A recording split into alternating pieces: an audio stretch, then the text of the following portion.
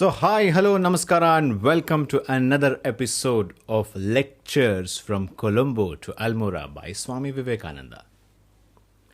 Today is the fifth episode while he continued to travel towards Ramnad, and the Raja of Ramnad had written him a very, very loving letter and respectful prayers to Swami Vivekananda, and Swami Vivekananda addressed in the reply of the letter from the Raja of Ramnad.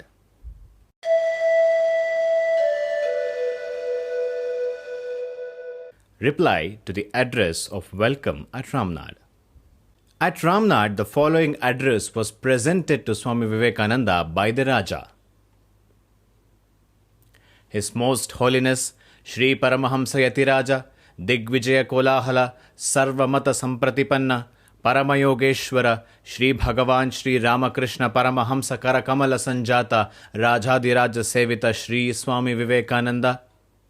May it please your holiness, we the inhabitants of the ancient historic Samsthanam of Setubandha Rameshwaram, otherwise known as Ramanathpuram or Ramnad, beg most cordially to welcome you to this our motherland. We deemed it a very rare privilege to be the first to pay your holiness our heartfelt homage on your landing in India, and that on the shore sanctified by the footsteps of the great hero and our revered Lord, Shri Bhagavan Ramachandra. We have watched with the feelings of genuine pride and pleasure that unprecedented success which has crowned your laudable efforts in bringing home to the masterminds of the West the intrinsic merits, excellence of our time-honored and noble religion. You have with an eloquence that unsurpassed and in the language plain and unmistakable, proclaimed to and convinced the cultured audience in Europe and America that Hinduism fulfills all the requirements of the ideal of universal religion and adapts itself to the temperament and needs of men and women of all races and creeds, animated purely by a disinterested impulse, influenced by the West of motives, and at considerable self-sacrifice, your holiness has crossed boundless seas and oceans to convey the message of truth and peace and to plant the flag of India's spiritual triumph and glory in the rich soil of Europe and America. Your holiness has both the percept and practice shown the feasible and importance of universal brotherhood. Above all, your labors in the West have indirectly and to a great extent tended to awaken at apathetic sons and daughters of India to a sense of the greatness and glory of the ancestral faith, and to create in them a genuine interest in the study of observance, and in their dear and priceless religion we feel we cannot adequately convey in words of your holiness for your philanthropic labors towards the spiritual regeneration of the East and the West. We cannot close this address without referring to the great kindness which your holiness extended to our Raja, who is one of your devoted disciples, and the honor and pride he feels by the gracious act of your holiness in landing first on his territory is indescribable. In conclusion, we pray to the Almighty to bless your holiness with long life and health and strength to enable you to carry on the good work that has been so ably inaugurated by you. With respects and love, we beg to subscribe ourselves, Your Holiness, most devoted and obedient disciples and servants of Ramnad, 25th January, 1897. The Swami's reply follows in this extenso. The longest night seems to be passing away. The sorest trouble seems to be coming to an end. At last, the seeming corpse appears to be wakening, and with a voice is coming to us, away back where history and even tradition fails to peep into the gloom of the past, coming down from there, reflected as it were peak to peak of infinite Himalaya of knowledge and of love and of work. India, this is motherland of ours. A voice is coming unto us, gentle, firm, and yet unmistakable in its utterances, and is gaining volume as the days pass by. And behold, the sleeper is awakening. Like a breeze from the Himalayas, it is bringing life into the almost dead bones and muscles. The lethargy is passing away, and only the blind cannot see, or the perverted will not see, that she is awakening. This motherland of ours, from her deep long sleep, none can desist her anymore. Never is she is going to sleep anymore. No outward powers can hold her back anymore, for the infinite giant is rising to her feet. Your Highness and Gentlemen of Ramnad, accept my heartfelt thanks for the cordiality and kindness with which you have received me. I feel that you are cordial and kind, for the heart speaks unto heart better than any language of the spirit speaks unto spirit in silence. And yet, in most unmistakable language, and I feel in my heart, Your Highness of Ramnad, if there is any work done by my humble self in the cause of our motherland in the Western countries, if any little work has been done in rousing the sympathies of our own people by drawing their attention to the inestimable jewels that they know not are lying deep buried about their own home, if instead of dying of thirst and drinking dirty ditch water elsewhere out of the blindness of ignorance, they are being called to go and drink from the eternal fountain which is flowing perennially by their own home, if anything has been done to the rouse of our people towards action to make them understand that in everything, religion and religion alone is the life of India, and when that goes, India will die. In spite of politics, in spite of social reforms, in spite of Kubera's wealth poured upon the head of everyone, of her children, if anything has been done towards this end, India and every country where any work has been done, owe so much it to you, the Raja of Ramnad. For you, it was you who gave me the idea first, and it was you who persistently urged me towards the work. You, as it were, intuitively understood what is going to be, and took me by the hand, helped me all along, and you have never ceased to encourage me. Well is it, therefore, that you should be the first to rejoice my success, and meet it is that I should first land in your territory on my return to India. Great works are to be done, wonderful powers have to be worked out, and we have to teach other nations many things. As has been said already by your Highness, this is the motherland of philosophy, of spirituality, and of ethics, of sweetness, gentleness, and love. These still exist, and my experience of the world leads to me to stand on the firm ground and make the bold statement that India is still the foremost of all the nations of the world in these respects. Look at this little phenomenon. There have been immense political changes within the last 4 or 5 years. Gigantic organizations undertaking to subvert the whole of existing institutions in different countries and meeting within certain amount of success have been working all over the Western world.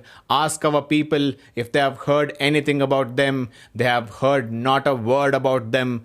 But that there was a parliament of religions in Chicago, and that there was a sannyasi sent over from India to the parliament, and that he was very well received, and since that time has been working in the West, the poorest beggar has known. I have heard it said that our masses are dense, that they do not want any education, and that they do not care for any information. I had at one time a foolish learning towards that opinion myself, but I find experience is far more glorious teacher than any amount of speculation or any amount of books written by the globe-trotters and hasty observers. This experience teaches me that they are not dense, that they are not slow, that they are as eager and as thirsty for information as any race under the sun. But then each nation has its own part to play, and naturally each nation has its own peculiarity and individuality with which it is born. Each represents, as it were, one peculiar note in this harmony of nations. And this is its very life, its vitality, and it is the backbone, the foundation, and the bedrock of the national life. And here in this blessed land, the foundation, the backbone, the life center is religion, and religion alone. Let others talk of politics, of the glory of the acquisition of the immense wealth poured in by the trade, of the power and spread of commercialism, of the glorious fountain of physical liberty. But these the Hindu mind does not understand and does not want to understand. Touch him on the spirituality and religion, on God, on the soul, on the infinite, on spiritual freedom, and I assure you, the lowest peasant in India is better informed on these subjects than many a so-called philosopher in other lands. I have said, gentlemen, that we have yet something to teach the world. This is the very reason, the raison d'etre, that this nation has lived on in spite of hundreds of years of persecution, in spite of a nearly 1,000 year of foreign rule and foreign oppression. Then this nation still lives. The raison d'etre is it still holds to God, to the treasure house of the religion and spirituality. In this land are still religion and spirituality, the fountains which will have to overflow and flood the world to bring in a new life and new vitality to the Western and the other nations, which are now almost borne down, half killed and degraded political ambitions and social scheming. From out of many voices, the consonant and dissonant, from out of medley of sounds filling the Indian atmosphere, rises up the supreme, striking and full, one note, and that is renunciation. Give up. That is the watchword of the Indian religions. This world is a delusion of 2 days. The present life is of 5 minutes. Beyond is the infinite, beyond this world of delusion. Let us seek that. This contentment is illumined with the brave and gigantic minds and intelligences which even think of this so-called infinite universe as only a mud puddle. Beyond and still beyond they go. The time, even infinite time, is to them but non-existent. Beyond and beyond time they go. Space is nothing to them. Beyond that they want to go. And this going beyond the phenomenal is the very soul of religion. The characteristic of my nation is this transcendentalism, this struggle to go beyond, this daring to tear the veil off the face of nature and have to any risks, at any price, a glimpse of the beyond. That is our ideal, but of course, all the people in all the country cannot give up entirely. Do you want to enthuse them? Then here is the way to do so. Your talks of politics, of social regeneration, your talks of money making and commercialism, all these will roll off like a water from a duck's back. This spirituality then is what you have to teach the world. Have we to learn anything else? Have we to learn anything from the world? We have, perhaps, to gain a little in material knowledge, in the power of organization, in the ability to handle powers, organizing powers, in bringing the best results out of the smallest causes. This perhaps to a certain extent we may learn from the West. But if anyone preaches in India the ideal of eating and drinking and making merry, if anyone wants to apotheosize the material word into a god, that man is a liar. He has no place in this holy land. The Indian mind does not want to listen to him. I, in spite of the sparkle and glitter of Western civilization, in spite of all its polish and its marvelous manifestation of power, standing upon this platform, I tell them to their face that it's all vain. This vanity of the vanities, God alone lives. The soul alone lives. Spirituality alone lives. hold on to that, yet perhaps some sort of materialism toned down to our own requirements would have been a blessing to many of our brothers who are not yet ripe for the highest truths. This is the mistake made in every country, in every society, and it is greatly regrettable thing that in India, where it was always understood, the same mistake of forcing the highest truths on people who are not ready for them has been made of late. My method need not to be yours. The sannyasi, as you all know, is the ideal of Hindu's life, and every hour by our shastras is compelled to give up. Every Hindu has tasted the fruits of this world, must give up in their latter part of his life, and he who does not is not a Hindu and has no more right to call himself a Hindu. We know that this is the ideal to give up after seeing and experiencing the vanity of things, having found out that the heart of material world is mere hollow, containing only ashes. Give it up and go back. The mind is circling forward, as it were, towards the senses, and that mind has to circle backwards. The pravritti has to stop, the nivritti has to begin. That is the ideal. But that ideal can only be realized after a certain amount of experience. We cannot teach the child the truth of renunciation. The child is a born optimist. His whole life is in his senses. His whole life is one mass of sense enjoyment. So there are childlike men in every society who require a certain amount of experience of enjoyment to see through the vanity of it, and then renunciation will come to them. There has been ample provisions made for them in our books, but unfortunately, in later times, there has been a tendency to bind everyone down by the same laws as those by which the sannyasi is bound, and that is a great mistake. But for that, a good deal of the poverty and the misery that you see in India need not have been. A poor man's life is hemmed in and bound down by the tremendous spirituality and ethical laws for which he has no use. Hands off, let the poor fellow enjoy himself a little, and then he will raise himself up, and renunciation will come to him for itself. Perhaps in this line we can be taught something by the Western people, but we must be very cautious in learning these extra things. I am sorry to say that most of the examples one meets nowadays of men who have imbibed to the Western ideas are more or less failures. There are two great obstacles on our path in India: the skyla of the old orthodoxy and the sharpness of modern European civilization. Of these two, I vote for the old orthodoxy and not for the Europeanized system.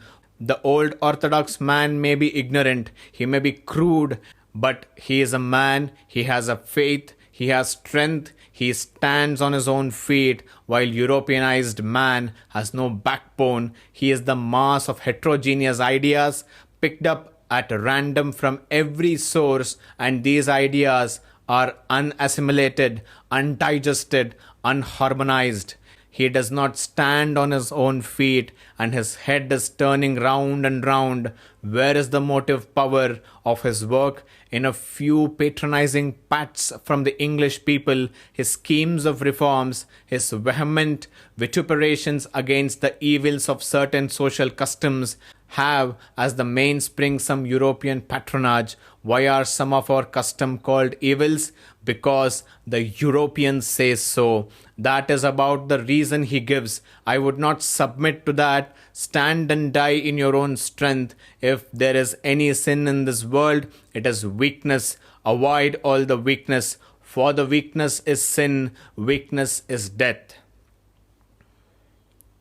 The cultured, unbalanced creatures are not yet formed into distinct personalities. What are we to call them? Men, women, or animals? While these old orthodox people were staunch and were men, there are still some excellent examples, and the one I want to present before you now is your Raja of Ramnad. Here you have a man than whom there is no more zealous, a Hindu throughout the length and breadth of this land. Here you have prince than whom there is no prince in this land better informed in all affairs, both the oriental and occidental, who takes from the every nation whatever he can that is good. Learn good knowledge with all the devotion from the lowest caste. Learn the way to freedom even if it comes from the pariah by serving him. If a woman is a jewel,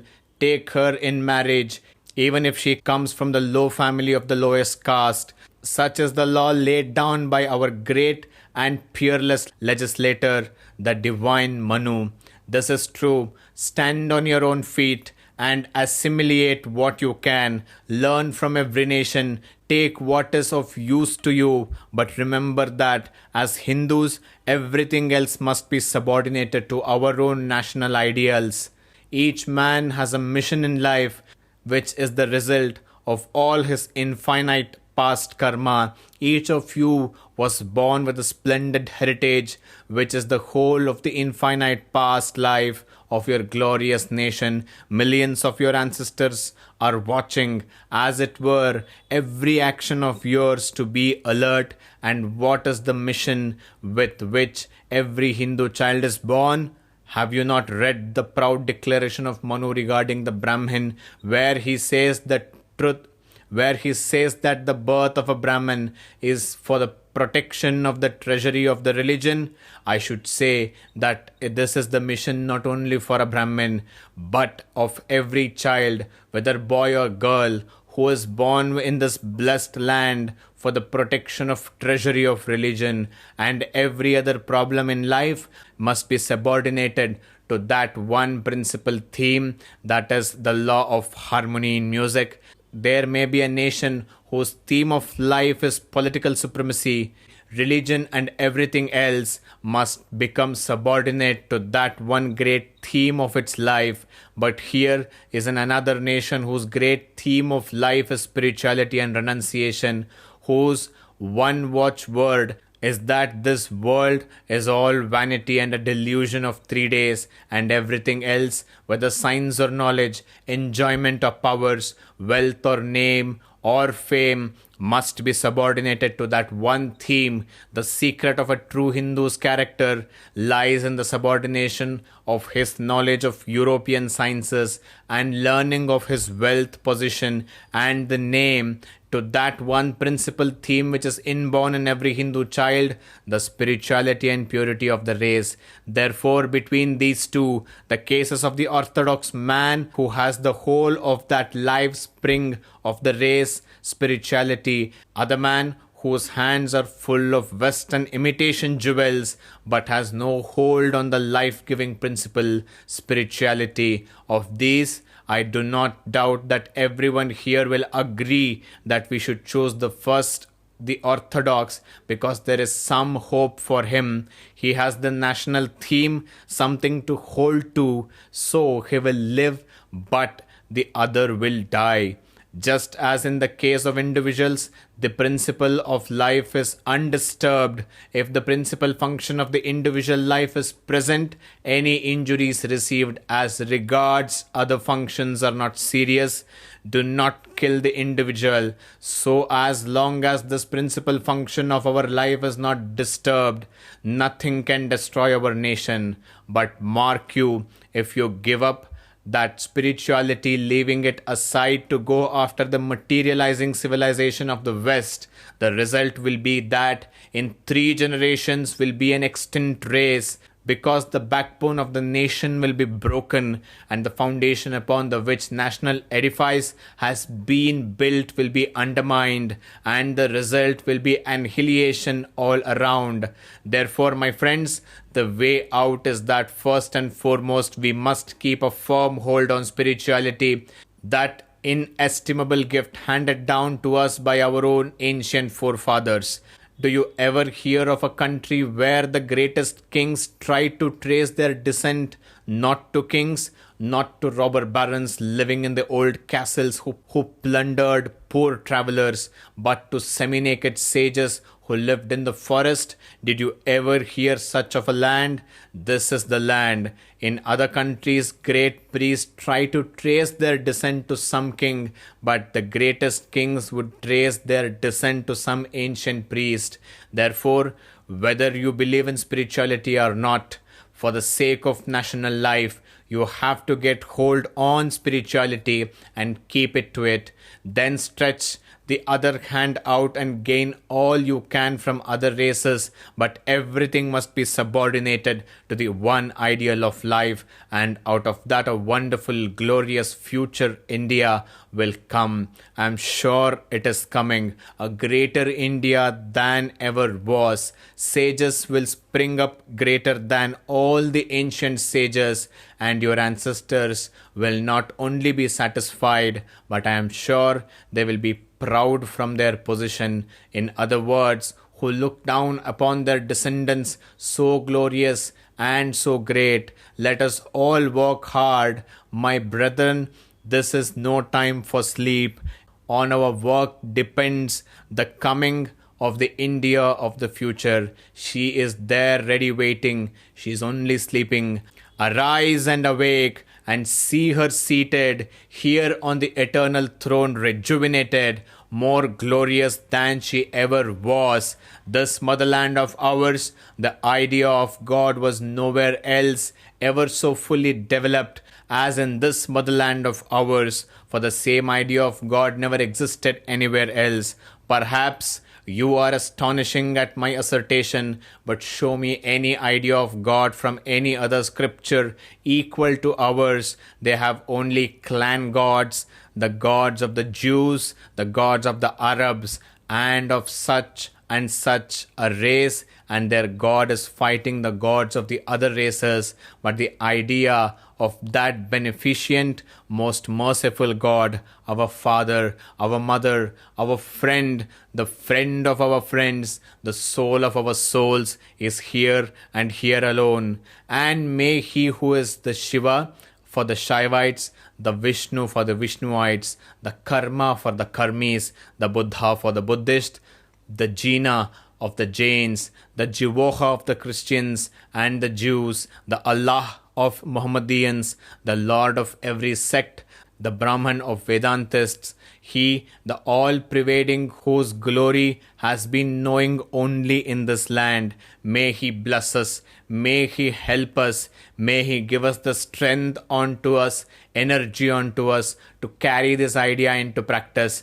May that which we have listened to and studied become food to us. May it become in us. May it become energy in us to help each other. May we be the teacher and the taught, not to be jealous of each other. Peace, peace, peace in the name of Hari. This was the address by Swami Vivekananda at the state of Ramnad. We will see you in the next episode next week. Thank you.